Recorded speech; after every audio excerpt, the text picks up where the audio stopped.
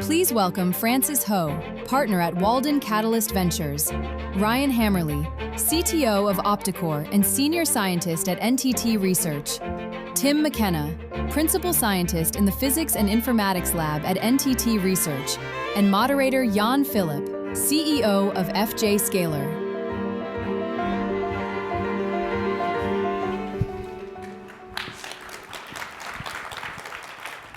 All right. Good afternoon, and welcome back to the Cisco stage after lunch break. We'll be discussing today in our panel how photonics technology can address the energy bottleneck of today's AI compute. So that's going to be the main topic. I can skip the introduction, it was already done, so that's easy. My name is Philip, and I'm the founder and CEO of fjScaler, and since 2022, my team has been improving the performance and volume for photonics interconnects by providing high-frequency linear analog circuits and enabling high-volume wafer test capacity in the United States for photonics devices. I would also like to take the opportunity to thank to NTT for their vision to foresee that high-frequency analog technology is very significant to today's optical interconnects as well as to future optical interconnects. We've been able together to secure a team with decades of experience that's been built at Maxim Integrated Products, serving the optical market since 1994 and selling over 1.5 billion devices into that optical market. So with that, let's open up the panel. Francis, photonics has been described as the future of data center infrastructure for as long as we can remember. And so the question is, what is different now? And are we finally reaching the tipping point? Yeah, thank you, Jan. And thanks to organizers. Thanks for coming to listen to us talk. Just a quick intro, I'm Francis Ho with Walden Catalyst Ventures. I'm a VC, but I used to be, ages ago, I used to be a researcher in high-speed optics, electronics, and quantum optics, and so on. And so I have I guess I'm old enough to see some of the arc in this industry. I would say going back 50 years, we had the first deployment of optical fiber communication for telecom, and that started to grow, data began to grow. Next big thing was this thing called the internet. Internet then began this exponential growth in data traffic, connecting computers basically. And then the next big thing was this thing called cloud computing, where for the first time the compute became the business itself. Like before that, the compute and the network was in support of something else, like your food business or shipping business or something. But with cloud computing, the business was the compute, right? So that was a major transition in terms of close connection between business and revenue and the infrastructure. And then now, last several years, let's call it the AI phase, right? Where we're like overdrive. Now, like Anthropic going from 9 billion ARR to like 30 in April, billion ARR growing just like that. So they're completely constrained by the compute infrastructure. So now we're in the age where not only is compute the business, but compute is the bottleneck for the business. And for a long time now, AI has been about parallel computing. So it's about parallel, which means many computers in parallel doing stuff, which means that they're sharing data, which means that data has to move, has to be shared. And this is where optics shines. This is where photonics is completely essential to scale that, to continue sharing data between computing nodes and GPUs, XPUs across data centers and so on. So we're here today because this long arc got us to where we are, and now we're at the point where unimaginable growth, but constrained by the infrastructure, constrained by the compute, constrained by the data, constrained by the photonics, and finally it's our time to shine. Well, thank you. Thank you for creating kind of the context. Where did we start it and what the new demand is nowadays and how we are experiencing multiple bottlenecks for compute, but also the energy consumption, which leads us kind of to the next topic. So traditional data centers today are already using 4 to 6% of all US energy. And there's a projection that in the next couple of years, there'll be another factor of 2.5 to 3 due to the AI data center demand. So Tim, with the use of photonics technology, how do you think the energy math will change? And I guess how far is this technology from reality? Okay, yeah, that's a great question. So the energy crisis is pretty well documented. I think the solutions to it are a lot less documented. Do we build small fusion reactors? Do we send data centers to space? What do we do about it? I think we build better chips. And I think we build more efficient interconnects because, for one, the computer is not a GPU. It's the data center. It's the whole data center now. And so we need basically, this is like a coherent organism that needs to, all these GPUs need to talk to each other. So communication is very natural for photonics. But it might not end there. It might actually be much deeper. Photonics could easily contribute to all optical switching, which is a huge bottleneck. Also make contributions to computing because, the problem is energy. The problem is also heat. We have basically these tiny packages that are maybe 30 millimeters across or a little bit more, and they're 1.2 kilowatts. And that is about the same amount of heat generation as a lawnmower. So imagine having 100,000 lawnmowers in your data center. That's like actually kind of what we have from just like a heat perspective. But we've shrunk all that heat down into a very small package. And so there needs to be a way out. And so there's been an evolution of compute. Heat's always been a problem. We remember when Pentium 4s were practically catching on fire. That was the end of the single core era. And then we moved to multi-core, we moved to GPU, but we're clearly not done. And so I think that's what's actually really exciting about some of the things Ryan's working on with optical computing, some of the new optical computing schemes at NTT Research, is that I just think it's wide open for new innovation. That's excellent. Ryan, do you want to add to the energy discussion? Yeah.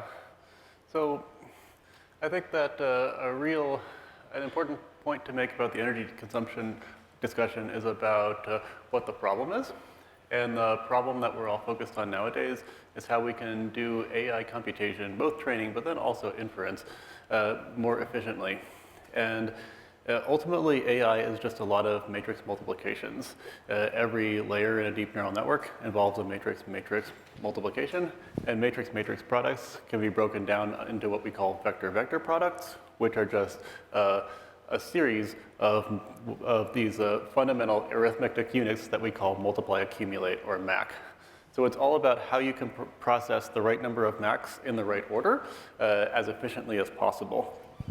And there are many ways to do this, but Photonics offers a unique solution, which we call the photoelectric mixer.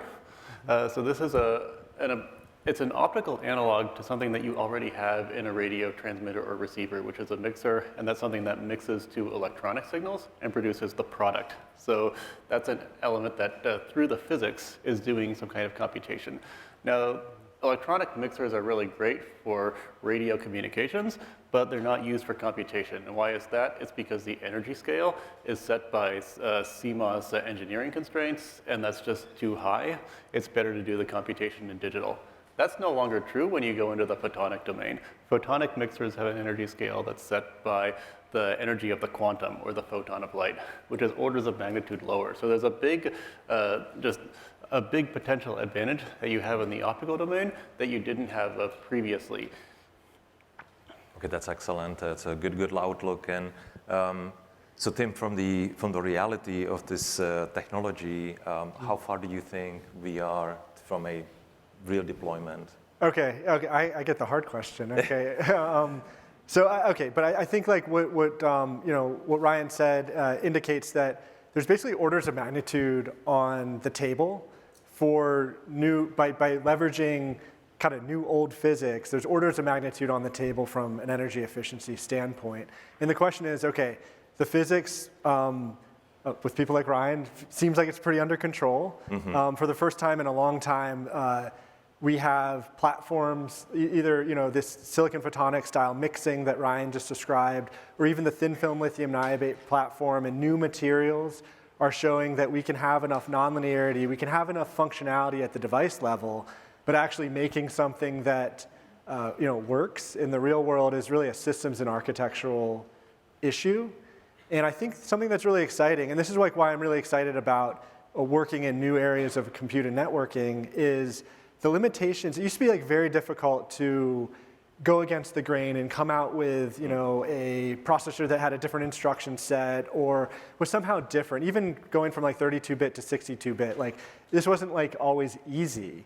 And it can be a lot easier now. It's never been easier to make new hardware that is compatible with what exists, or create your own software stack. Like we heard from Cursor yesterday, the incremental cost of software is going down. It's never been easier to make firmware and drivers and have your new AI accelerator be PyTorch compatible or easy to use and integrate. And that's a big difference, because you don't need to just take over the whole market in one fell swoop. You can be compatible with the market.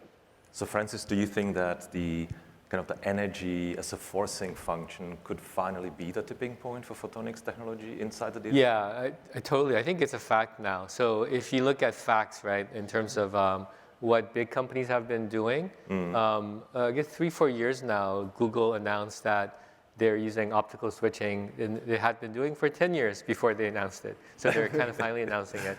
And then that's a signal that big companies are finally thinking that photonics is essential for in the guts of the data center, not just interconnect them across long distance, but actually inside the data center. And then more recently, if you look at big acquisitions like Celestial AI, a few days ago, Credo announced, I think, $1.3 billion Dust Photonics, a Walden company also. So just, things are coming out in rapid sequences now. Right. It is a phase transition, as we like to say, is happening, right? Like we were before, and now we're after, I think. Or maybe we're in the middle of that. But there obviously are many challenges. What Tim alluded to was maybe the biggest one is the software compatibility challenge for the processor, and that is going to get better for sure. But because optics is a physical thing, right? It's not just software. It's fiber and connectors and widgets and things like that. The interoperability, the manufacturing, all that is still a huge thing. So the bottleneck is going to be also physical, which is how do I make sure that the customer always going, should I do this or not? Do I stay with my current thing, which is very safe? It's maybe not so sexy. It's it totally works. Versus this amazing thing looking, but it hasn't shipped yet. So, and I could lose my job if I screw up my network. So the customer is always thinking about the risk reward, right? So that risk reward depends on what you provide, kind of smoothly ramping up, going into the system with a few small hiccups maybe, but just kind of growing.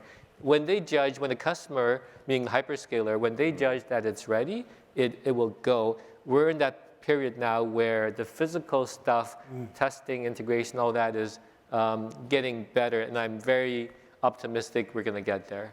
So that's excellent. So what I'm hearing from the panel, there are fundamentally no physical limitations for the photonics technology to get deployed. Yes, we need to scale and then create the environment. The software stack, a challenge, should become less, right? The hurdle should be lower. And but so potentially, like what you're describing, Francis, is that kind of the legacy, the momentum of legacy is always in the way of innovation, right? So if the energy crisis could be this tipping point, right, that could be the push that the photonics is going to need to really go on a large scale. Yeah. One more thing I want to add about the bottlenecks and tipping point and energy, all that stuff, is we hear about a lot about NVIDIA GPUs, and there's it's a geopolitics kind of thing. It's limiting ability to scale for all the OpenAI and Anthropics and so on. But I think we're going to be talking more and more about the optics. Already we see that lasers are in short supply. The two big laser companies, Lumentum, Coherent, they're worth $50 billion each in market cap. NVIDIA invested $2 billion in them a few months ago. So there's a reason for that, which is lasers are in short supply.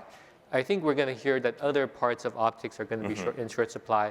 And the reason is very simple, because as you know, optics is about interconnecting. When you interconnect things, when there's n objects interconnecting them, about n squared wires are needed to interconnect n objects. So the scaling of the interconnect is not linear. So if the GPUs are scaling by a certain amount, the interconnect will scale by far greater than that. So we're going to run, for sure, into limits there. Right. This, again, is both a problem and an exciting opportunity for all of us. That's excellent. That's excellent.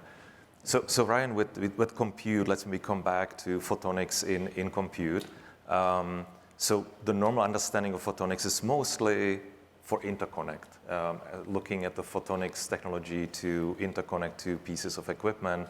But your company, Opticore, does believe that optics actually could become a better processor, right? So if you can maybe speak to that a little bit more.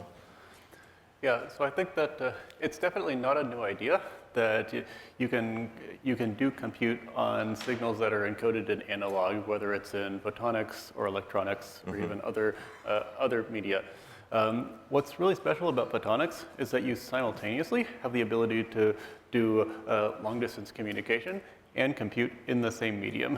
So at NTT Research, a couple of years ago, we studied this idea of non-local deep learning, where you have you split a deep learning process up into what's called a weight server, which has access to the weights, and clients that have access to the activations, and they're connected by an optical link. And we can show that this has certain advantages both for the energy consumption, but then also for the architecture. And so I think that this ability to synergistically use both the optical compute and the optical interconnection might allow for architecture level advancements that you wouldn't have just by saying we have a better matrix multiplier. That is excellent. Just brings in my head the photonics electronic conversion. Now you're talking about a compute and interconnect conversion. Should there be a new topic for ION? I mean, how does ION look into this problem? How is that connected? Yeah, so I mean, I think this conversation is really hits at the core of ION. So, you know, ION's about using photonics to create low power, low latency communications. And since we're focused on the research, you know, we spend a lot of time talking about really ambitious proposals for optical computing, like doing the compute in optics in your network. And that's just fully consistent with ION. This is just kind of like the kind of cutting edge tip of the spear of this movement, which is photonics is now basically a first-class citizen in the data center. ION recognizes it, and it's not just like, cabling. It's like way more than that right now. It's a real enabler, and people realize that, and that's what's exciting. That's excellent. That's a very good point. So we talk about the bottlenecks for energy. Maybe the next one is in the actual design of devices and finding the new architectures. How do you see AI potentially helping with this process? Yeah, immensely. I think NVIDIA now every chip they design has significant basically AI input. Software, it's already very prevalent, but it's really impacting hardware design. As a researcher, it really impacts what I can do. I can do much more than I could even a month ago. Like that's the pace of things. And so it's a huge accelerant. Everybody can ride the wave. There's a huge tailwind for hardware design in particular, though. And I think something that I want to point out again about the hardware is the compute is getting more heterogeneous. And so the networks also will get more heterogeneous and custom. And why this is important is there's a lot of opportunities when it's heterogeneous, especially for startups like Opticore or other companies starting, because you don't need to replace a GPU. We're actually seeing that the workload in an AI data center is already getting very specialized. There was always training and there was inference, but now there's the pre-fill stage of inference, which is basically when inference sucks in all the PDFs and all of the user input. It has to have a certain time to the first token or the first output. And there's specific processors that do really good for that stage.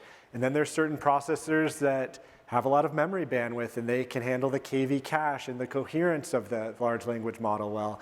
And then there's like the feed-forward network, which is really heavy on matrix vector multiplication that Ryan spoke of. So we're seeing like, there's not a one-size-fits-all. We're seeing just so much opportunity, but you really have to understand like the software needs and the architectures to actually make an impact on the hardware. And that goes for photonic interconnect hardware with, there's new switch topologies that are going to be possible, but it also goes for the compute itself. So very exciting time. Yeah, and I think that heterogeneity, it's also something you're seeing more and more at the foundry and the material level. So in the past, there was this strong convergence towards CMOS, where every platform in electronics got replaced by CMOS, and CMOS just got better and better at smaller and smaller process nodes. And then eventually this becomes an oligopoly of a small number of players. But now with photonics, that's no longer possible because you really can't do photonics in 3 nanometer bulk CMOS. You need other platforms like lithium niobate, or you need silicon photonics, which is usually done at older nodes. So there's this whole new opportunity for smaller or mid-sized companies to make a big impact that wasn't true in the past. That's an excellent point. And then, Francis, from the kind of the startup landscape a little bit broadly, how do you see the ecosystem kind of forming? Yeah, just echoing what you guys are saying here. There's opportunities on providing the key components, like Opticore is doing the processor. There's other key components such as the light source. The light source is like the foundational thing for anything optics. So what generates light, the laser or the laser derivation, such as comb lasers or quantum dot lasers and so on and so on. There's the modulator, which is what imparts information onto the light source. And these are traditionally, traditionally was done using lithium niobate, but now it's being done via silicon-based devices. And then again, thin film lithium niobate, electro-optic polymer, indium phosphide. So everything I'm saying, there's like multiple companies behind every single idea here. So it's like a sea of companies. And then there's like the integration aspects of all this, which is now we're calling it co-packaged optics. It'll be something different in a few years, but basically is the optics coming closer and closer until it's kind of indistinguishable from the electronics at some point in a few years from now, I think. So we're getting closer, and companies doing that, celestial AI, IR, so on, light matter, those kind of companies, right? And then there's like the kind of the hidden stack, I would call it, underneath all that, which is what you need to make all this. So this is everything like from your company, fjScaler, to many companies doing other kind of integration, assembly, tests, to the fabrication, the fabrication stack, which is there's the fab, there's equipment, there's materials, there's different recipes, metrology measurement. We have some investments there also. 3D integration is going to be huge, which means stacking things up higher, like a skyscraper. Like we're in the photonics age, we're kind of like single-story houses today. We're going to get to like skyscrapers soon, and that's going to be a dramatic change, and all of that infrastructure will be built up. Right. So many companies rushing to do that, and there's materials that go to new materials like lithium niobate-ish kind of thing. So yeah, a lot of companies out there. I guess, Francis, I'd add to that, the reason we're at single story now is because your single story consumes 1,000 watts on a chip, but now if you're in photonics and every story only consumes maybe, let's say, 10 watts, you can stack up a lot. Yeah, that's a great point. That's an excellent point. Yeah, so there's like back this, to the heat, how to remove heat that's right. from the system. Back to the heat. Yeah. Wow, excellent. So Ryan, just to close off how AI could be actually helping in the process of designing devices and then architecture and the actual designs, from your perspective and your company Opticore, how do you see that? How do I see AI helping us to design things? Well, I guess that at the conceptual level, a lot of that is still done by us, our human thinking. I think that there's really not going to be any replacement for human inventiveness. But there are, in the cursor talk at the very beginning, there are a lot of rote tasks that humans have just been forced to do in the past that now we can pawn off to AI. Some of this will eventually be at the device design level. Like I think that ultimately you're going to see AI-assisted design of photonic devices. Yes. We currently do have automated design with companies like Lumerical do have shape optimization, and it works well. But I think when you add AI to that, it's going to work even better. And ultimately, you're going to see it percolate all the way up to the complex stuff, like the circuit level design that Tim has talked about. And actually, this is something that another startup I'm not involved in, but some of my colleagues over at MIT are involved in this startup called Axiomatic AI that is working on trying to develop AI for a number of applications, including chip design. Oh, that's excellent. That's excellent. Okay, so from the so that's the next. We just discussed the different levels of bottlenecks or shortages. So when we talk about the ecosystem in general, I think one thing can be said that in the photonics and silicon photonics technology, we are experiencing a lot of shortages. Most of the fabs are at capacity limits. So definitely the ecosystem is not quite ready for the deployment of photonics at scale. And Francis, as you said, my company is trying to answer a few questions, right? One of them is how to make sure that in high volume production, each of the photonics devices is functional. It's yielding, especially when we have many hundreds, thousands, or potentially millions of optical devices on a wafer. The wafer level test and potentially some methods of adjusting the optical devices through laser trim would be critical to increase the yields to the electronics levels where we are used to see 98% of yield in production. So it still seems that the photonics industry and the silicon photonics is still trailing behind the electronics. But I do believe what I'm hearing is that with the investment that are happening, we should be able to start closing the gap. Yeah, totally. It's all driven by volume, which is driven by business need, right? There's nothing especially magical about or different about what, let's say, you have to do for optics compared to the stuff we do for electronics. The electronics, the dimensions we talk about in electronics, we're talking about picometers, picometers, 10 to the minus 12 meters is important now. So that's electronics, right? So there's no, it's not like optics is harder.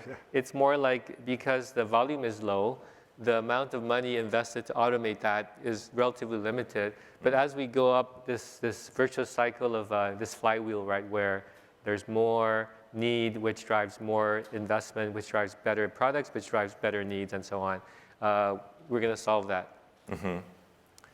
Okay, excellent. So I guess the other angle we can start to look into is packaging. So so we talked about the optical devices, we talked about the manufacturing, the testing. So how do you see the significance of packaging technology? Yeah, maybe I can turn that question back to you because that's one of your expertise, I think, right? Like, what do you think is the biggest missing thing today that's not in electronics, or that's in electronics that's not in optics? So obviously my company in a very small scale, we are trying to solve the co-packaging of photonics and electronics in wafer level format because we do believe that packaging on wafer leads to lower cost production test because we can use the same machines. So that's maybe a slightly different view to the more traditional approach where you develop a standalone optical engine, and then each individual optical engine is tested in production, right? So pushing for wafer-level packaging and on-wafer packaging is kind of the direction we are taking as a company. But I would agree that packaging, the innovation of the next couple of years to really enable the photonics devices is going to be absolutely critical, right? I think the packaging will be playing very critical role. Yeah.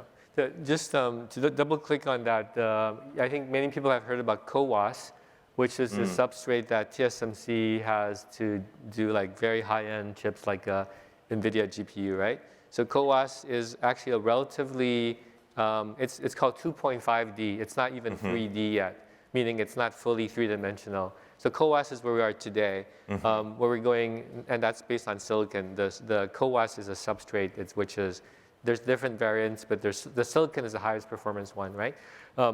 Very closely following that is glass. So glass is coming very soon for electronics. But glass, as we know, is actually a medium for optics. So we'll see. It might be a marriage made in heaven, we'll see. Yeah. But we're going to see like basically new kinds of substrates, and optics will try to leverage that via waveguides in the substrates. Companies like Light Matter, Celestial, they're also trying to make better substrates using optics. And then the holy grail is going up. You know, there's this skyscraper concept with the heat. There's heat and there's interconnect. Both are very difficult. But essentially, I think of it this way. We always think about building blocks which are essentially perfect. So 98%, 99%, essentially perfect, right? Yeah. And then we worry about stacking the blocks together because each block is so perfect, I don't worry about it. It's just, okay, you guys do it. Give it to me, it's perfect. I'm going to stack it together. Well, this is a continuously evolving abstraction. What used to be hard is going to be easy. So what used to be multiple blocks, each of which has smaller bits, will be like one block that's kind of perfect, and this is going to happen. So we're going to just grow from there. Yeah, and I think this idea of what is perfect and how do things scale and what is yield is going to change when you start to have more photonic and more analog elements in your circuits. Because with digital elements, they're inherently self-correcting. So the kinds of errors you deal with a lot are point defect errors. But the kinds of errors you see a lot in photonics are these parametric errors, like your waveguide is too thin or too thick. And these are, this requires a very different kind of analysis. But there's been a lot of research into that direction. And so I think that is a problem that can be tackled too. Very good. And from the investments, Francis, do you see increased investment in these fundamental packaging technologies? You mentioned glass. Do you see companies within the United States? Do you see activity in that area? Yeah. So I'll be selfish, talk about our own investments.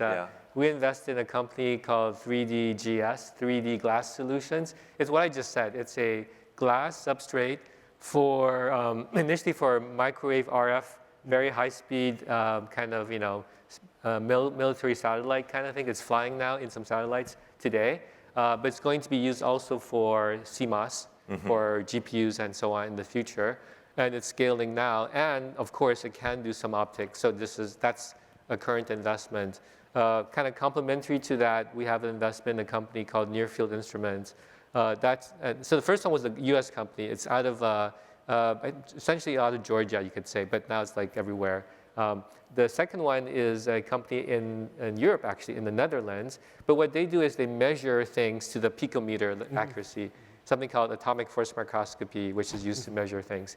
And we see many companies trying to explain how to improve the manufacturing process, better tolerance, better yield, better metrology, better materials, as I said, better alignment. So alignment is very hard. Alignment, which is like there's a fiber and there's like a waveguide. And now imagine it's not one fiber, but 32 fibers, in this array and 32 waveguides, and you gotta align everything. So this is going to be automated in some way. There's multiple ways of doing that, and there's companies racing to do that. Yeah, so many ideas there. That's very exciting. So I think when we started the ecosystem Bottleneck, the question was about, the industry on the silicon photonics kind of trailing behind, and in the backstage we were discussing where CMOS used to be in like the 90s in terms of, performance, yields, reliability, and then through investments we have these amazing CMOS devices,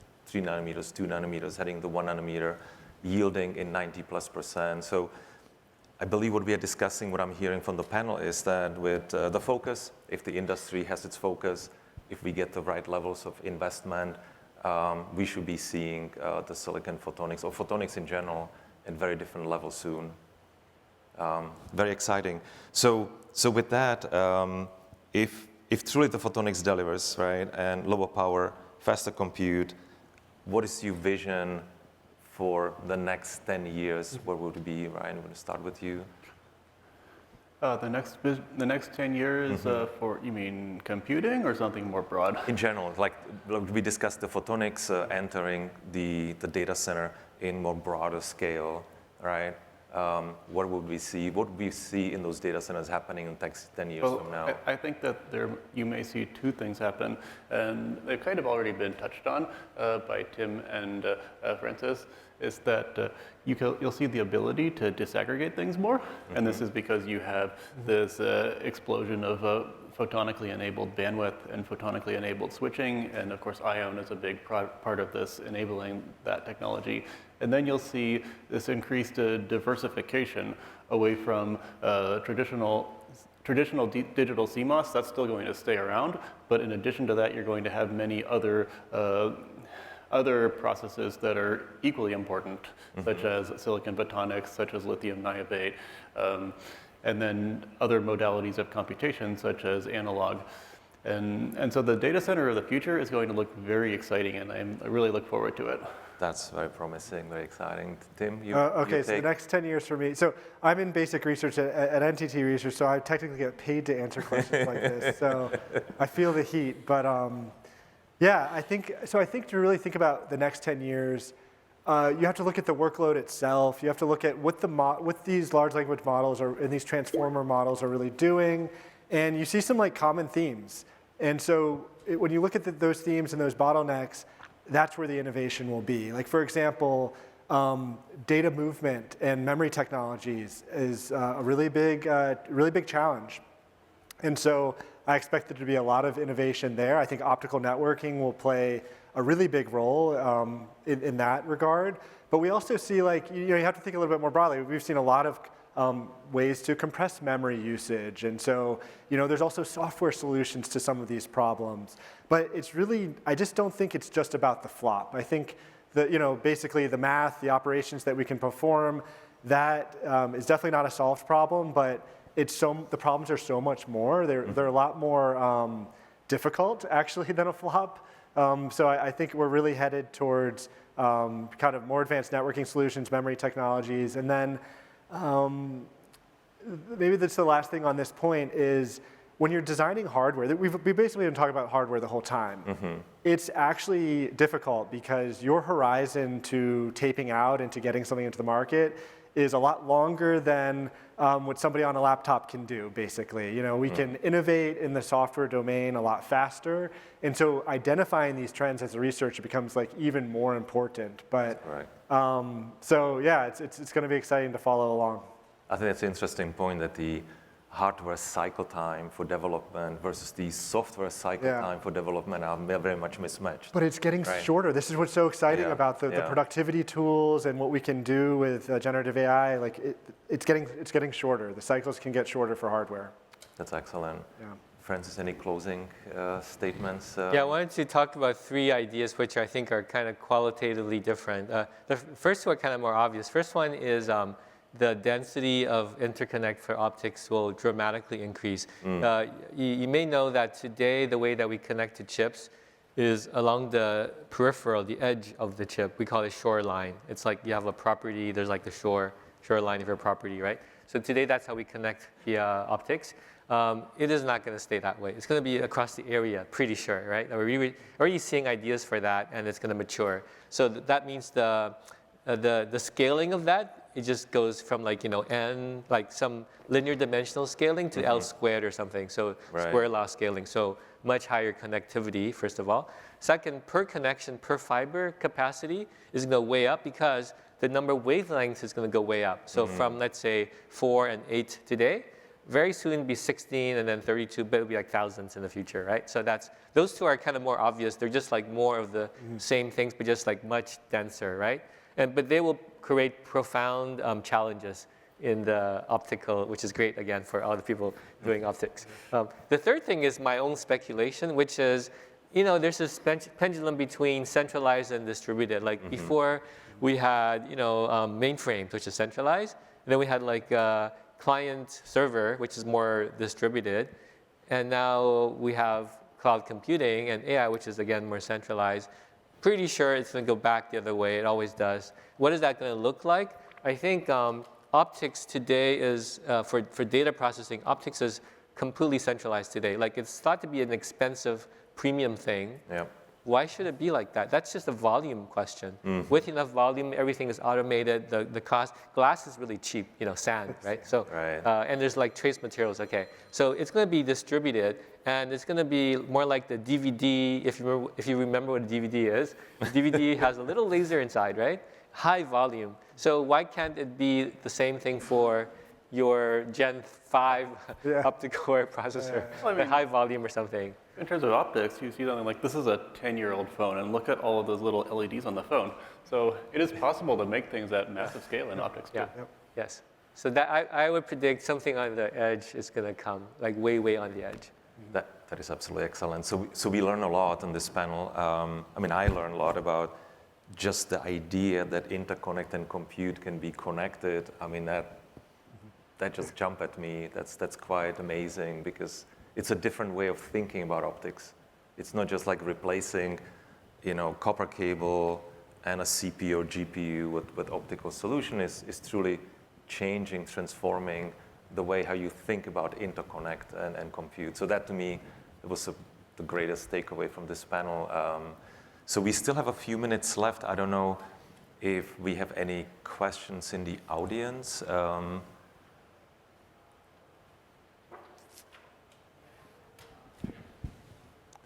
This microphone coming over. Yeah. Thank you, very interesting panel. But I feel you paint a very rosy picture of optical compute. Let's not forget, electrons are fermions. They're very easy to manipulate. They like to interact with each other. You can create memories. Photons are bosons. They don't like to interact with each other. It's harder to manipulate them. It takes energy, modulators. It takes energy to create them, to detect them. So my question now is, what are the areas where photonic compute really has an advantage over electrical compute? Excellent question for Ryan. Another question for me. Yeah, so I'd say that photons are bosons, and so they don't like to interact. That's true. And so you should, when a signal gets encoded in the optical domain, you want to do the things that it's good at, and those tend to be linear things, like linear matrix vector multiplication through what we would call a beam splitter mesh is one example. But when you need to go through nonlinearity, that has to be mediated by electrons. Now, Tim would know a lot about this since he's worked on thin film lithium niobate, which is a nonlinear optical material. It's not that optics magically becomes nonlinear in there. It's that the optics is interacting with electrons in the material. So you have to have some kind of an interaction, and to do that interaction efficiently, the interaction has to be strong. The way we've proposed doing this at Opticore involves interactions in absorptive materials through what's called homodyne detection, and this ends up being very efficient because you're literally absorbing the photons and creating photoelectrons. So yeah, that's a great question though. Yeah, just to add, I don't think the picture is like quite as simple as like fermions or bosons, but I think interfaces still get in the way. And so you can do something in the optical domain that's 1,000x more energy efficient, but you really have to think about the architectures and the interfaces. So that's a more practical thing. And I mean, there is physics involved in the interfaces. It's kind of difficult physics. Yeah. Excellent. So this question builds on two things that Tim has said, one just now about interfaces, the other a few minutes ago about software. And the question is, how constrained do you feel in innovating in the optical domains here, given the constraints of the software infrastructure that governs how computing is done, how memory is accessed, and how these jobs are orchestrated? So if I understand your question, basically like, I didn't quite get the last part about jobs, but it was basically like, there's already frameworks set up.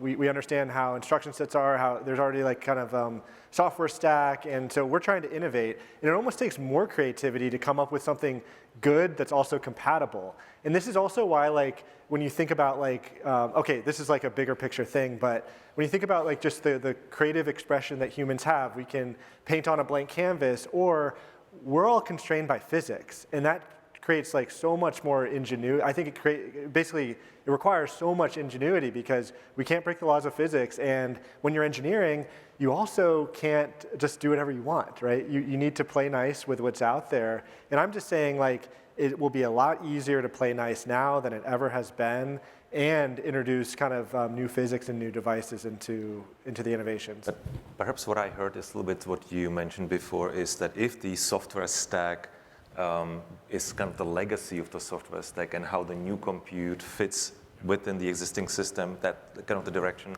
I think, Tim, you were saying because of the cost of software development is going down. Maybe that's kind of more the angle. That's what I'm saying. I guess the other part is, like, basically, there's certain building blocks of compute that are very well structured. And so I kind of was hinting at this when I was talking about heterogeneous compute. Like, there's certain things, these data center, these basically workflows, they're like clockwork. These things come up over and again. The same matrix multiplications come up over and over and over again. And so there's like some very structured parts that allow you to really innovate without breaking the whole stack, basically. Like, if you just want to do faster matrix multiplications, there's a place for that. Yeah, you can think of it as there's like a regularity in the computing for neural networks. Like you said, it's matrix multiply, matrix vector multiply. So that regularity goes well with a streaming kind of thing, which is optics. It's like photons flowing through stuff, right? Where you have to like slow down and like make decisions every single byte. This is now what a CPU, general purpose CPU does. That's much harder to do in optics as far as we know for now. Maybe in the future be fixed. But the good thing is that the AI workload is so vast, it's so enormous, that even a subsection of that, which is regular, there's so much value there. So this is why companies are rushing in now. It's not going to subsume all of it, but there is a part of compute which is very regular. And the other part is networking, by the way, very regular. And that is where people are going to target, I think. Great question. Thank you so much. I hope you found this discussion interesting, and thank you to the panelists.